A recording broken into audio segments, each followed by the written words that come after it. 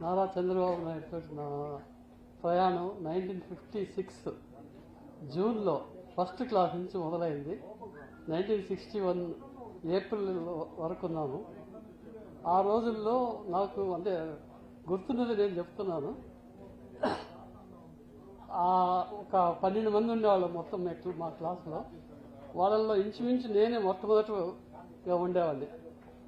నేను 10 స్కేల్ అనుకుంటే కనుక 9, 10లో ఉండేవాడిని. చంద్రబాబు నాయుడు మాత్రం 5, 6, 7 వరకు వచ్చేవాళ్ళు. కానీ ఈ రోజుల్లో ఆయన 10 కాదు 100 దాటారు. నేను ఇక్కడే ఉన్నాను. ఇంకా దాటాలని కోరుకుంటున్నాను.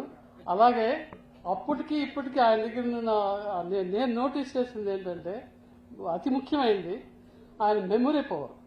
ఆ రోజుల్లో సాధారణమైన విద్యార్థిగా ఉండేవాడు, అంటే సుమారుగా అబవ్ యావరేజ్ అనొచ్చు చెప్పాలంటే మనకు అందరికీ అర్థమయ్యే భాషలో.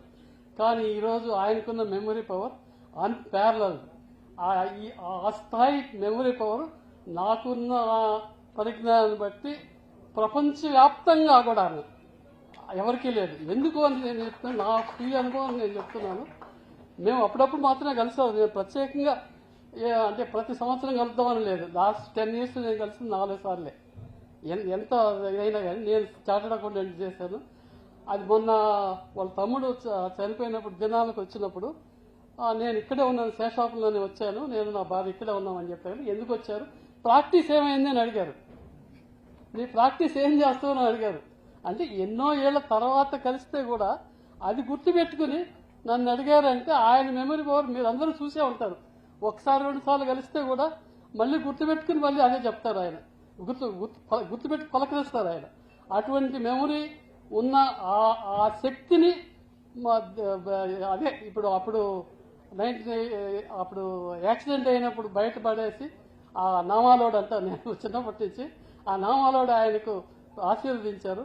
ఆ ఆశీర్వాదంతో ఆయన నెక్స్ట్ ఇప్పుడు మనం డైమండ్ జూబ్లీ ఇయర్ బర్త్డే చేసుకుంటున్నాము. దీని నెక్స్ట్ ఈవెంట్గా నా కోరిక ఏంటంటే సహస్రపూర్ణ చంద్రోదయం 2032 ఫిబ్రవరిలో వస్తుంది అనుకుంటాను. ఆ రోజు మళ్ళీ మనం అందరం ఇక్కడే కలిసి ఇలాగే ఆయన ఇక్కడికే తీసుకొచ్చి ఇక్కడే ఆయన ఆశీర్వాదం తీసుకోవాలి. అందరూ పిల్లలకు ఆశీర్వాదం, పెద్దవాళ్ళు బెస్ట్ విషెస్ తీసుకోవాలి నా కోరిక. Thank you.